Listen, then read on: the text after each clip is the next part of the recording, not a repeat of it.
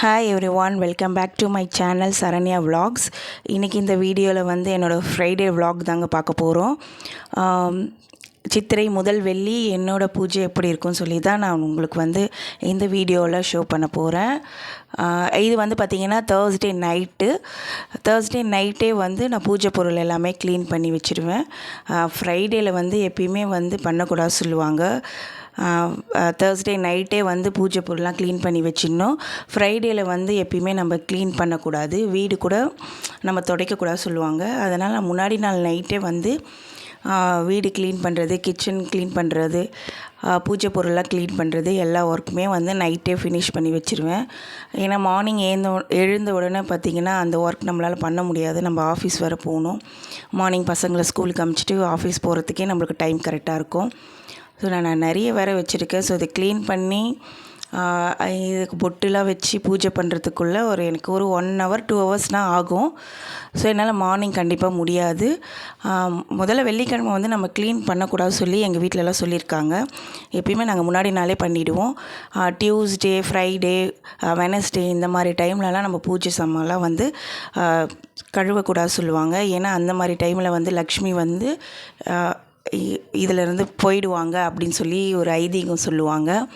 So அதனால் எப்பயுமே வந்து மண்டே நைட்டு, சண்டே நைட்டு அந்த மாதிரி நம்ம வாஷ் பண்ணிடலாம். தேர்ஸ்டே நைட்டு, சாட்டர்டே அந்த மாதிரி நம்ம இந்த டேயில் நம்ம வாஷ் பண்ணி வச்சிடலாம். ஸோ அதனால் அந்த க்ளீனிங் ஒர்க்கை வந்து நான் நைட்டே ஸ்டார்ட் பண்ணிட்டேன். இந்த வீடியோ பார்த்திங்கன்னா என் பையனுக்கு கொஞ்சம் உடம்பு சரியில்லை. நானே வந்து செல்ஃபாக நானே ஷூட் பண்ணிட்டேன். எப்படி இருக்குது தெரியல. எதனா வந்து ப்ளஸ் மைனஸ் எதனா இருந்தால் எனக்கு மன்னிச்சிடுங்க, ஐ எம் சாரி. ஏன்னா அவன் தான் எப்பயுமே ஷூட் பண்ணி கொடுப்பான். ஸோ அவனுக்கு கொஞ்சம் உடம்பு முடியல. ஸோ இது க்ளீனிங் ஒர்க் பண்ணுறதுக்கே எனக்கு பார்த்திங்கன்னா ஒரு 1 hour 1.5 hours கிட்ட ஆகிடுச்சு. ஏன்னா வந்து எனக்கு சித்திரை முதல் நாள் வந்து தமிழ் நியூ இயர் அப்போது வந்து என்னால் பூஜை பண்ண முடியல. எனக்கு கொஞ்சம் ஹெல்த் இஷ்யூனால என்னால் பூஜை பண்ண முடியல. ஸோ அதனால் சித்திரை முதல் வெள்ளியில் வந்து நம்ம இந்த பூஜையை ஸ்டார்ட் பண்ணிடலாம்னு சொல்லிவிட்டு நான் க்ளீனிங் ஒர்க் ஸ்டார்ட் பண்ணிட்டேன். பக்கத்துலேயே எங்கள் ஹஸ்பண்ட் தோசை சுட்டுட்டு இருந்தார். அவர் வேறு நடுவில் கொஞ்சம் டிஸ்டர்ப் பண்ணிகிட்டு இருந்தார். நான் இதுக்கு முன்னாடியே கிச்சன் எல்லாமே க்ளீன் பண்ணிட்டேங்க. ஏன்னா டேரெக்டாக வந்து நம்ம ஷிங்கில் வைக்க முடியாது. ஸோ அது கீழே ஒரு பாத்திரம் வச்சு அது மேலே நான் இந்த பூஜை பொருள்லாம் வச்சு க்ளீன் பண்ணிகிட்ருக்கிறேன். ரொம்ப ஸ்வெட்டிங் ஆகிடுச்சிங்க. இந்த சம்மர்லலாம் வந்து கிச்சனில் நிற்கவே முடியல. நான் குளிச்சுட்டு தான் போய் வாஷ் பண்ணேன். வாஷ் பண்ணும்போதே இன்னொரு வாட்டி குளித்த மாதிரி ஆயிடுச்சு. என்னால் முடியவே இல்லைங்க. ரொம்ப ஸ்வெட்டிங் ஆகிடுச்சு. ஸோ டைம் வேறு ஆகிடுச்சி, 9:30 கிட்ட ஆகிடுச்சி. ஸோ நான் எப்பயுமே க்ளீன் பண்ணிவிட்டு குங்குமம் கூட நான் நைட்டே வச்சுட்டு படுத்துருவேன். மார்னிங் எழுந்தவுடனே பூ போட்டு எண்ணெய் ஊற்றி திரி போட்டு பூஜை பண்ணுற ஒர்க் மட்டும்தான் நான் பார்ப்பேன். ஸோ லேட் ஆகிடுச்சி. ரொம்ப ரொம்ப டயர்டானதுனால வெறும் நான் க்ளீனிங் ஒர்க்கோடு முடிச்சிட்டேன் நான். இது பார்த்திங்கன்னா பிள்ளையார் மனை. இது மட்டும் கொஞ்சம் வாஷ் பண்ணுறதுக்கு எனக்கு ரொம்ப கஷ்டமாக இருக்கும். எனக்கு கையெல்லாம் வந்து கீறிடும். ஃபஸ்ட்டு க்ளீன் பண்ணும்போது எனக்கு தெரியவே தெரியாது. மறுநாள் எழுந்து பார்க்கும்போது தான் எங்கெங்கே என் கையில் பேச்சஸ் வந்துருக்குன்னு எனக்கே தெரியும். க்ளீன் பண்ணும்போது எனக்கு தெரியாது. ஸோ க்ளீன் பண்ணுற ஒர்க் வந்து முடியவே இல்லைங்க. 9:30 ஸ்டார்ட் பண்ணேன். 10:30 கிட்ட ஆகிடுச்சி. ஸோ பண்ண வந்துகிட்டே இருக்க மாதிரி இருந்தது. ஸோ நானும் எதனா ஒரு நடுவில் எங்கள் ஹஸ்பண்ட் வேறு வந்து என்னை டிஸ்டர்ப் பண்ணிகிட்ருக்காரு. நானும் ஏதாவது ஒரு பூஜை பொருளை வந்து இது பண்ணலான்னு பார்க்குறேன். எனக்கு எடுத்து வைக்க மனசே இல்லை. ஸோ ரொம்ப வருஷமாக வச்சு நான் பூஜை பண்ணிகிட்ருக்கிறேன். ஸோ எதுவும் எடுத்து வைக்க எனக்கு மனசு இல்லை. இது எல்லாமே என்னோடய மேரேஜுக்கு கொடுத்தது தான். இந்த மாதிரி குத்து விளக்கு வந்து சில பேர் வந்து வருஷத்துக்கு ஒரு நாள் தான் எடுத்து ஏற்றுவாங்க. ஸோ வந்து இந்த குத்து விளக்கு நம்ம வீட்டில் ஏற்றுறதுனால ரொம்ப நல்லது சொல்லுவாங்க. அதனால் நான் எப்பயுமே வந்து இந்த குத்து விளக்கு யூஸ் பண்ணுவேன். ஏன்னா நீங்கள் வருஷத்தில் ஒரு நாள் எடுத்து வாஷ் பண்ணும்போது ரொம்ப கஷ்டமாக இருக்கும். நீங்கள் ரெகுலராக வாஷ் பண்ணிங்கன்னா அந்தளவுக்கு கஷ்டம் தெரியாது. இது வந்து எல்லாருமே வந்து பார்ட்ஸாக கட்டி வாஷ் பண்ணுவாங்க. எனக்கு அந்த மாதிரி வராது. நான் இப்படியே வாஷ் பண்ணிடுவேன் நான். நீங்கள் வருஷத்தில் ஒரு நாள் எடுத்தால் தான் ரொம்ப கஷ்டமாக இருக்க மாதிரி தெரியும்.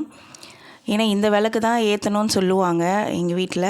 ஸோ அதனால் சின்ன குத்து விளக்குலாம் நான் யூஸ் பண்ண மாட்டேன். இந்த குத்து விளக்கு தான் நான் எப்பயுமே வந்து பூஜை ரூமில் வச்சு யூஸ் பண்ணுவேன். ஸோ லாஸ்ட்டாக தாங்க எடுப்பேன். இது கொஞ்சம் தேய்க்கிறது கொஞ்சம் டஃப்பான டாஸ்க் தான். ஸோ எல்லாமே முடிச்சுட்டு நான் லாஸ்ட்டாக தான் வந்து இந்த குத்து விளக்கு தேய்க்கிற இதுவே எடுப்பேன் நான். இது கொஞ்சம் டைம் எடுக்கணும் தான். நம்ம புளி போட்டு நல்லா ஊற வச்சிடணும். ஊற வச்சுட்டு நம்ம சபீனா போட்டு நல்லா தேய்ச்சாலே நல்லா வெள்ளையாகிடும். இதுக்கு மேலே நம்ம தனியாக எதுவுமே யூஸ் பண்ண தேவையில்ல. ஸோ அதுக்கு முன்னாடி வந்து இந்த சேனல் வந்து ஒரு 2 வருஷத்துக்கு முன்னாடி என்னோடய பசங்க சும்மா விளையாட்டாக ஓப்பன் பண்ணி ஏதாவது வீடியோ போட்டுட்டு இருந்தாங்க. இப்போ ஒரு 1 வீக்காக தான் நான் போடணும்னு சொல்லிட்டு ஃபுல்ஃபில்லாக இறங்கி ஸ்டார்ட் பண்ணும்போது ஒரு 50 சப்ஸ்கிரைபர் இருந்தாங்க. இப்போ பார்த்திங்கன்னா 102 இருக்கிறாங்க. ஸோ தேங்க்யூங்க எல்லாருக்கும். இது தாங்க ஃபைனல் அவுட்புட்டு. ஃபைனலாக வாஷ் பண்ணியாச்சு. அதுக்கப்புறம் என்னோடய கிச்சனையும் பாருங்கள், கிச்சனையும் எல்லாமே வாஷ் பண்ணிட்டேன் நைட்டே. ஸோ கிச்சனில் எதுவும் போடாதீங்க. மறுநாள் நம்ம பூஜை பண்ணுறோன்னா கிச்சன் எப்பயுமே க்ளீனாக வச்சுக்கோங்க. இது மாதிரி கிச்சனில் ரொம்ப இதுவாக வச்சுக்கூட சொல்லுவாங்க ஃப்ரைடே அந்த மாதிரி டைமில். ஸோ எல்லாமே வாஷ் பண்ணியாச்சு, படுத்தாச்சு. மறுநாள் மார்னிங்கே, இது ஃப்ரைடே மார்னிங் நான் எழுந்து குளிச்சுட்டு வீடு க்ளீன் பண்ணியாச்சு. ஸோ சித்திரை முதல் வெள்ளினால் பொங்கல் வைக்கலாம் சொல்லிவிட்டு நான் முடிவு பண்ணேன். இந்த பொங்கல் வந்து கோயிலில் தான் வைக்கலாம்னு நினச்சிட்டு இருந்தேன். என்னால் அன்றைக்கி போக முடியல. ஸோ வீட்டிலே நம்ம குலதெய்வத்தை நினச்சி நான் பொங்கல் வைக்க ஸ்டார்ட் பண்ணிட்டேன். பொங்கல் வைக்கிறதுக்குன்னே தனியாக ஒரு குட்டி பாத்திரம் வச்சுருந்தாங்க. அது இந்த டைமில் நான் தேடி பார்த்தேன், எனக்கு கிடைக்கவே இல்லை. இது வந்து எனக்கு நான்வெஜ் படாதது தான். இது தனியாக தான் வச்சுருக்கேன். ஸோ நான்வெஜ் படாத பார்த்ததுனால நான் இதிலே வந்து பொங்கல் வைக்க ஸ்டார்ட் பண்ணிட்டேன். ஸோ பாத்திரத்தை வச்சாச்சு பொங்கல் வைக்கிறதுக்கு. மார்னிங் எழுந்தேன், ரொம்ப டைம் ஆகிடுச்சு. சரி 10 மணிக்குள்ளே பூஜை பண்ணணும்னு சொல்லிவிட்டு எல்லா வேலையும் க்ளீன் பண்ணிவிட்டு பொங்கல் வைக்க ஸ்டார்ட் பண்ணிட்டேன். அரிசி போட்டாச்சுங்க. So side by side work பண்ணிகிட்டே இருந்தேன். டைம் ஆகிடுச்சு. மார்னிங் எழுந்து சரி அன்றைக்கி லீவு தான், எலெக்ஷன்னால் அன்றைக்கி லீவு. ஸோ பொறுமையாக செஞ்சுக்கலான்ட்டு மார்னிங் எழுந்தேன். அப்படியே கடன்னு டைம் ஆகிடுச்சு. எழுந்து குளிச்சுட்டு திருப்பி வீடு வந்து ஆல்ரெடி நான் வீடெல்லாம் க்ளீன் பண்ணி தான் வச்சுட்டேன் தேர்ஸ்டே. இருந்தாலும் கொஞ்சம் மஞ்சள் தூள் உப்பு போட்டு கலந்து தண்ணி தெளித்து வீடை தொடச்சாச்சு. ஸோ பொங்கல் சைட் பை வச்சுட்டு நெக்ஸ்ட்டு வந்து நம்ம வந்து பூஜை பொருட்கள்லாம் வந்து பொட்டு வைக்க ஸ்டார்ட் பண்ணிட்டேன். ஸோ ஃபஸ்ட்டு வந்து நம்ம குத்து விளக்குலேருந்து ஸ்டார்ட் பண்ணிக்கலாம். ஸோ குத்து விளக்கெல்லாம் வந்து பொட்டு வச்சுட்டேன். ஸோ நான் அந்த குத்து விளக்கெல்லாம் வந்து மஞ்சள் அந்த மாதிரி யூஸ் பண்ணுவேன். பெரிய சிலைங்களுக்கெல்லாம் வந்து நான் சந்தனம் பொட்டு மட்டும்தான் யூஸ் பண்ணுவேன். அம்மனுக்கு மஞ்சள், சந்தனம், பிள்ளையாருக்கு சந்தனம், அம்மனுக்கு மஞ்சள் அந்த மாதிரி சொல்லிவிட்டு நான் யூஸ் பண்ணுவேன். சரி பாருங்கள், எங்கள் பிள்ளையாருக்கெல்லாம் பொட்டு வச்சாச்சு. ஸோ இந்த ஒர்க் போயிட்டே இருந்தது. நடுவில் சைட் பை சைடு வந்து பொங்கலும் ரெடி ஆகிட்டே இருந்தது. ஸோ எங்கள் ஹஸ்பண்ட் இல்லைங்க, வெளியில் போய்ட்டு இருந்தார். அவர் இருந்தார், எனக்கு கொஞ்சம் ஹெல்ப் பண்ணியிருப்பார். ஸோ தனியாக எல்லா ஒர்க்கும் பண்ணும்போது எனக்கு கொஞ்சம் ரொம்ப கஷ்டமாக இருந்தது. ஸோ ஹெவியாக ஆகிடுச்சு ஒர்க்கெலாம். ஸோ 1 வீக் விட்டுட்டேன். லாஸ்ட் வீக் என்னால் பூஜை பண்ண முடியல. 1 வீக் விட்ட உடனே எனக்கு அது க்ளீன் பண்ணுறதுக்கே எனக்கு ரொம்ப டைம் எடுத்துருச்சு. என்னால் வீக்லி க்ளீன் பண்ணுறது எனக்கு ரொம்ப ஈஸியாக இருக்கும். 1 வீக் விட்டாலே எனக்கு ரொம்ப கஷ்டமாக இருக்கும். அப்புறம் நான் சந்தை கடையிலேருந்து வாராகி அம்மன் ஃபோட்டோ வாங்கிட்டு வந்தேன்லங்க, லாஸ்ட் வீடியோவில் காமிச்சேன். ஸோ அந்த ஃபோட்டோவை நான் இன்றைக்கி தான் வீட்டில் வைக்கலான்னு இருந்தேன். ஸோ 10-12 ராவுகாலம் வரத்துக்குள்ளே நம்ம முதல் தடவை வைக்கிறதுனால கடகடன் நம்ம க்ளீன் பண்ணிவிட்டு அந்த ஃபோட்டோவை வச்சிடலான்னு சொல்லிவிட்டு நான் முடிவு பண்ணிவிட்டு கடகடன் ஒர்க் பண்ணிகிட்டு இருந்தேன். ஸோ இது ப்ரீவியஸாக சொன்னது தாங்க. என்னோடய சப்ஸ்கிரைபருக்கெல்லாம் வந்து நான் ரொம்ப தேங்க்ஸ் பண்ணிக்கிறேன். என்னை என்கரேஜ் பண்ணதுக்கு. 1 வீக்கில் நான் இவ்வளோ ரீச் பண்ணுவேன்னு நினைக்கல. நிறைய பேர் சப்போர்ட் பண்ணிகிட்டு இருந்தாங்க, நிறைய பேர் என்கரேஜ் பண்ணியிருந்தாங்க, நிறைய பேர் டிஸ்கரேஜும் பண்ணியிருந்தாங்க. ஸோ இந்த வீடியோவில் நான் உங்களுக்கெல்லாம் சொல்லிக்கிறேங்க. இது 1 வீக் தாங்க ஆகுது நான் யூடியூப் சேனல் ஸ்டார்ட் பண்ணி.